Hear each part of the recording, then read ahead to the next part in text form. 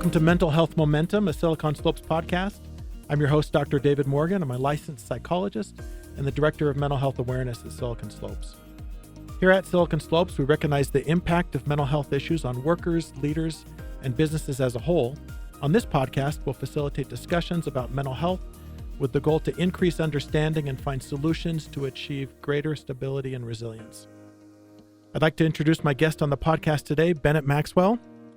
Bennett is the driving force behind Dirty Dough, a nationwide franchise phenomenon. With a sales background, he champions effective communication as a cornerstone of success. Driven by the conviction that entrepreneurs thrive when they work on their business, not just in it, Bennett has curated a team of expert advisors and collaborators for guaranteed success. Passionate about amplifying joy and fulfillment, Bennett zeroes in on optimizing physical and mental health on his podcast, Deeper Than Dough. Bennett, welcome to the podcast. Thank you. I didn't know about your podcast before I read your intro, before I read it, before we came here. Now I got to listen, because physical and mental health. And if you're listening to this podcast and you don't see, Bennett's a specimen over here. He's in good shape, and he sells cookies that are probably about 600 calories a piece, right? So yes, on the low end. so I'm not exactly sure how all that mixes together. Do you sample your own stuff? I do. Okay. And I take a bite. Okay. You cut it into six. You take a bite, and you're like, "That's good," and then you throw it away. That's right, which you have to do. And the rest of us, but to the rest of us, you'd like us to buy 6, 12, 24, right? No. Eat sparingly, I think. Yes, that's true. A little bit of sweets goes a long way. Yes. Is that right? Well, I'm super happy to have you here. Will you tell listeners a little bit about yourself, background, how you got into the business and all that? Yep. Grew up here in Utah. One of 9 kids. I was number 7. There's 7 boys, and we're all very much entrepreneuristic. Like, even the ones that have a full, like a 9-to-5, they still have kind of a side job. So, and I think that was just kind of ingrained early on, just selling whatever we could, whenever we could. Lawn aeration, door to door. I was doing in junior high, and snow shovels, and just or candy bars in elementary school. And that led me up to my first real job that I consider my real job. Cutco, that I had to put on a tie. Oh, for sure. Yeah. That was right after high school, right before I served a mission.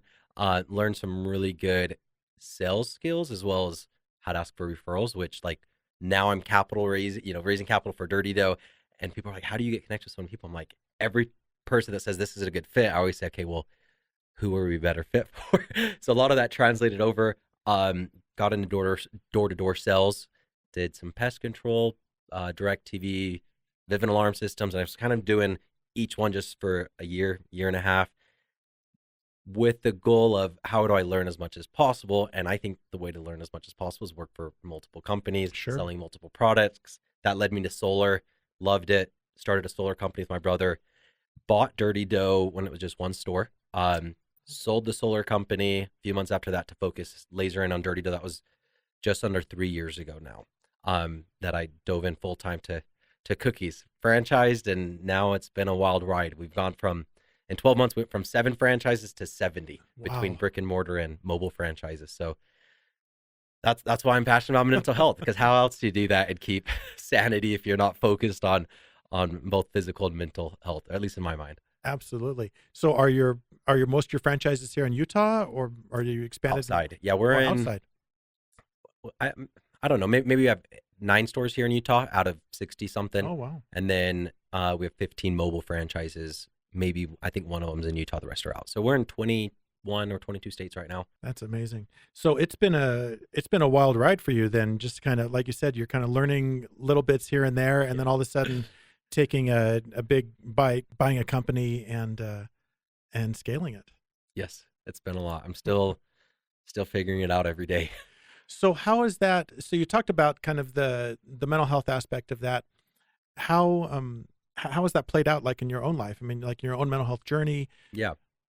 When I sold my solar company, I had the goals that I want to be a millionaire. That was my goal, because everything's gonna be perfect when you're a millionaire. That's right. And the other thing is, a millionaire on paper and $1 million in the bank account is also very different. So I sold the solar company. I was at 310 pounds, so over 100 pounds heavier than I am now. 3 kids, an amazing wife, and it was all about work, because I'm going to do whatever it takes to hit my goal. And then when I hit the goal, I'm going to let the let the foot off the pedal a little bit. Well, that didn't happen. I mean, it happened for a few days. I felt amazing, and then I just kind of fell back into my old routine at the same time watching a fictional character from a show called Billions.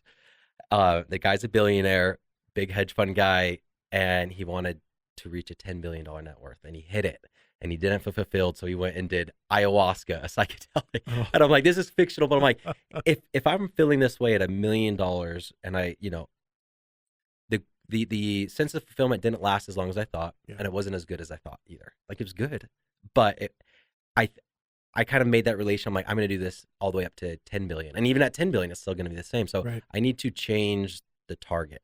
And that's when I started diving into my, like, what drives me. So I started seeing a therapist, and that was huge because I've always told myself I'm not an emotional person. I'm a logic person. Right.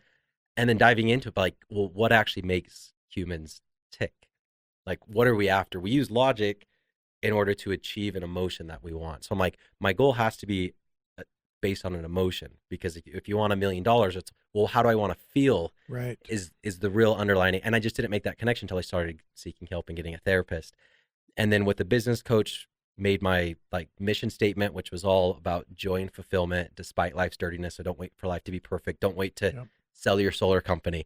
So it's kind of I was very lucky. I didn't think that was going to help me out so much. I was like, that's just kind of the next step. But now as I'm getting crushed in business, I'm glad I started a few years ago and really diving into it. And I still regularly see a therapist. And anyways, I'm very much into exploring that. And I guess rewinding just another second, even before that, I knew I wanted to do something with mental health, but I didn't understand it.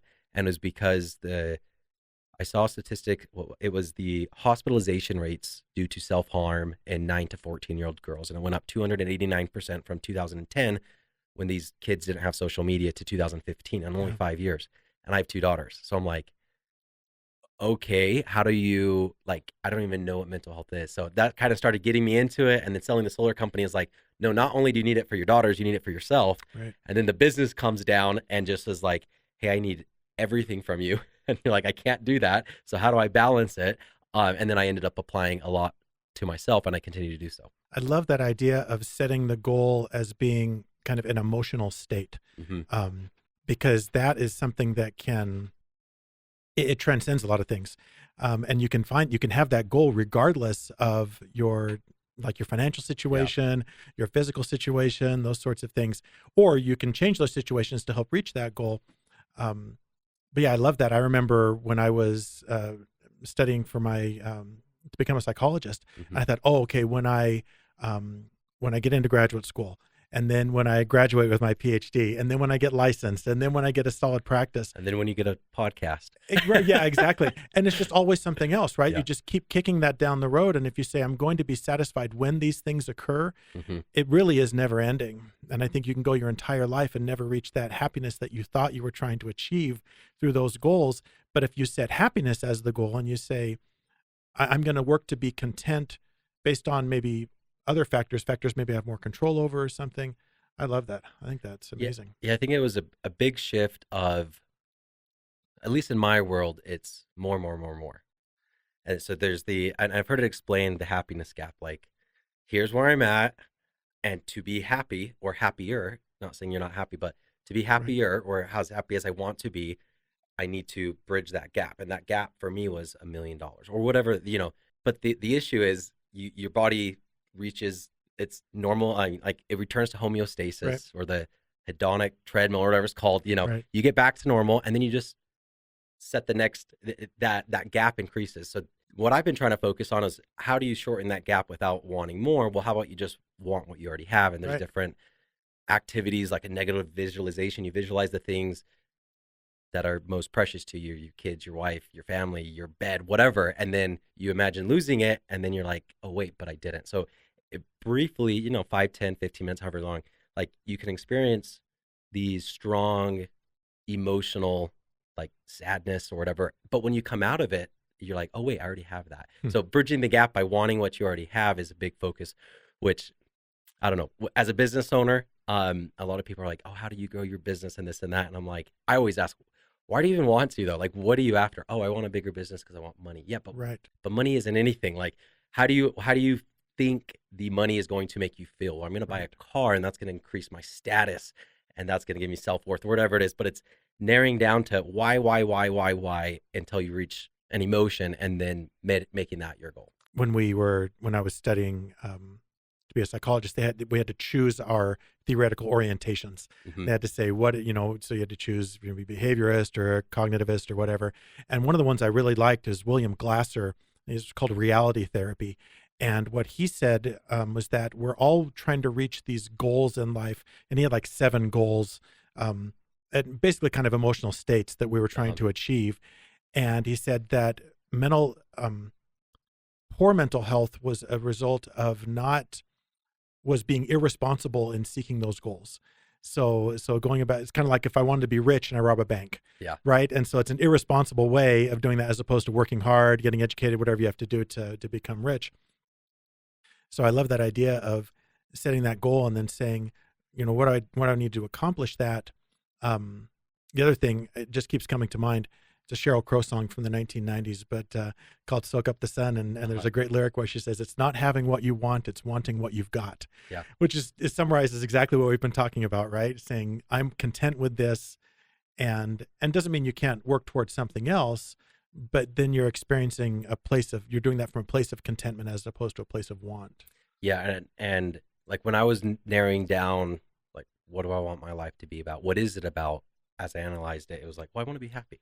And then I thought, well, it's impossible to be happy all the time. Like there's nobody that's ever existed or that will exist in this false dichotomy of if I can only do what David is doing, if I can only be this Tom Brady or whatever, Right. like then all my problems will be solved on the go away. It's like, well, no, go ask that person. Right. They still got the problems. Kind of separating away from that. Okay, so happiness is a good goal, but if you set a goal of just happiness, I think that could be disappointing because you're not going to be happy. So it's like, okay, well, what about joy? Is joy a little bit more broader? And it's whatever definition I guess I'm making up. To me, it is. Sure. Yeah. So it's just joy, but joy isn't enough. Like, can I just live down on the beach and smoke weed and forget about my family Right. as long as I'm happy? And then it's like, well, no, because you need progression and fulfillment.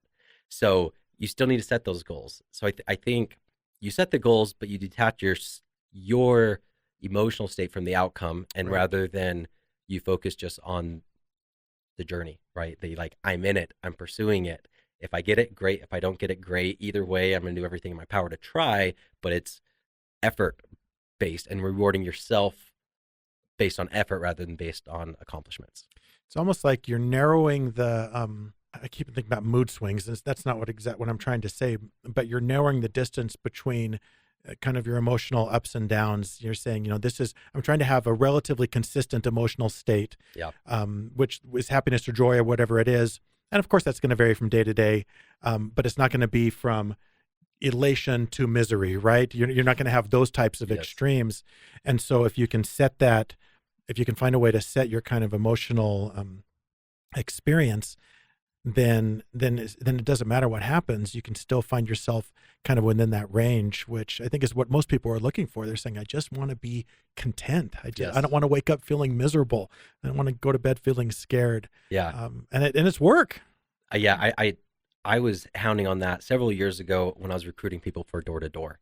And it's like, what makes a great person from a mediocre or somebody that's not successful at all in the industry? And I was always pitching on it's about keeping your emotional state level, because especially like solar, you get paid 10 grand a deal, but you sign them up, they could cancel up until install. It takes a Right. month. So like one day you get 2 sales and you're just stoked. You're like, freaky, I made 20 grand today.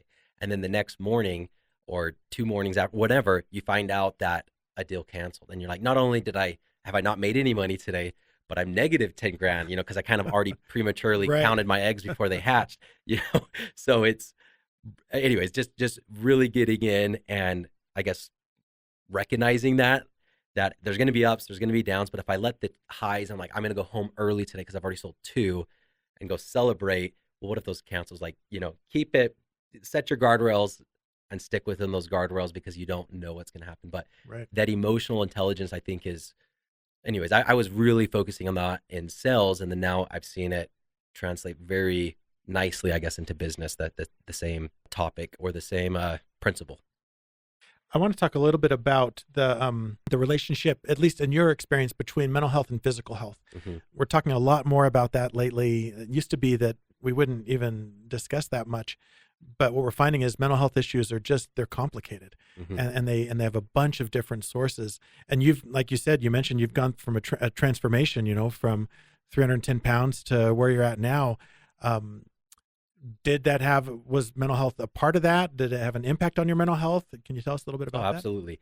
I mean, the way that I view it as well, I mean, mental health is the activity in your brain, and that's a physical organ. Right. Like, it's the same. Whether, you get a sprained wrist and you need to fix that, or inflammation, you take ibuprofen, or you have something going on in your brain that the chemicals and the neurons aren't firing. Right. That was a big mindset shift for me, because it was like, no. Anything that's wrong with your brain, that's in your mind. Because I didn't get headaches growing up. So I thought headaches, anxiety, and depression were just the inability of somebody to think better thoughts. Like, just completely ignorant. So when I started my weight loss journey, which was 2 years ago from this month, it was, okay, I'm 310 pounds. I've lost weight. I did wrestling. I did football. Like, I know how to do it. But it's a lot of effort. And we started the show before this talking about willpower and anyways, I'm like, how do I reduce that effort as possible? Well, I had a mom and 2 brothers that had weight loss surgeries. But I'm like, man, I'm too young to do that. What does that say about me and this and that? And then I'm like, it doesn't say anything about me. It just says I want to lose weight, and I value my health, and I have money to pay for it. So that's what I started with a gastric sleeve surgery, which they go in and they make your stomach 4 ounces. Right. And it forces you. You get full pretty quick. Yes. And there's no more, like, even 2 years later, if there's 4 bites on my plate or 1 bite, the mentality before was finish your plate. Always finish your plate, right? Where now it's like, no. It just completely changed my relationship. But I did have to get, I guess, over that mental health and potential judgment on myself. I'm like, no, I'm just going to make this a priority and just focus on my body. So I had to make that decision and then be open with it. And I've done I had LASIK eye surgery. Like, I've purchased a bunch of toys and crap, and it's cool, right? But like, LASIK is way better than that. Right. Losing 100 pounds is way better than that. I got a hair transplant in Turkey. Did you go to Turkey? 3.5 months ago. My nephew did that. Yeah. It was like $2,000 plus flights. It's like, that's way Turks better know than how to do hair transplants. Yes. Yeah. I think they did a great job. But then I'm like, okay, I'm going to start focusing on my physical self. And that does, like, if you feel better in your skin, if you could walk up the stairs without breathing hard, like I couldn't do, and now I can do, like, you just feel a lot better. So I think they are very much interconnected. And if you, like this morning, wake up, I'm like, I just didn't feel good. Had some anxiety. Like, I don't know what I want to do today. I'm just like, I just got up and went to the gym. And you feel different, because that's how your body works, and that's how your mental health works, is it feeds off of everything you're doing physically. So I do ice baths. I have an ice bath in my garage. I have a sauna. I have a full body red light thing. I just bought a vibration plate just to kind of play around with. I bought this thing just last week that comes around your neck and stimulates the vagus nerve. Oh, okay. It's supposed to calm you down. Anyways, so I explore with anything physically that can have a potential impact on my mental health, because, again, they're the same thing. We separate them, but from a literal standpoint, they're the same thing. Right. They're all connected. It's like those mobiles that you hang over your kids' cribs. I don't know if they do it anymore. You probably can't do that. Probably dangerous now. But when I was a kid, you'd have that. But you tug on one and everything moves, right? The whole system moves. And that's the way our minds and bodies are connected, is everything is affecting something else. And that's the good news, I guess, is that some people might say, well, I'm not ready to go to counseling. Maybe they haven't got over that judgment piece yet. Yeah. But they say, but I would feel good about going for a run or trying to lose weight or getting a surgery to help with that or something, because all of that's going to have an effect, has an effect the other way too, right? When we get more tired and have less energy, I think that impacts our mental health as well. Absolutely. If you want to get stuff done, you need energy. Like, again, the example this morning, it's like, I just didn't have the energy. I needed to get up. I needed to drink a coffee. I needed to have some protein. Went to the gym, and now I feel absolutely amazing because I changed my physical state, and my brain is physical. So I I look at it as a physical state because it is a physical state. I know society, I mean, we separate it so we could talk about it differently, but I do view it as like, no, my brain is an organ, just like my heart, and I need to take care of it by XYZ. So how do you prioritize that then? Because I know people are going to say, this guy's, running a big business, constantly trying to expand, all of these things. And yet, and you have 24 hours in a day, just like the rest of us. And so you think, boy, you want to spend all of your time on that. Yeah. Because that's the goal, right? More money, $10 million, $100 million, whatever it's going to be. But yet you've made it a priority for your physical and mental health. What's the mind shift you have to do that? What's been your process to get to there? What we were talking about before, figure out what you actually want. So I want joy and fulfillment. And if working 10 hours a day is not, in my experience, that doesn't give me more joy and fulfillment. It gives me less. So the business does sometimes suffer. Every day it takes a back seat to after 5 o'clock, I'm not going to work on it. And again, it's just because I know what I want. I know that whatever I do in the business, it's to get joy and fulfillment. And it's to potentially get so much money that then you can retire. What are you going to do when you're retired? Well, I'm going to go on bike rides with my kids every day. And guess what?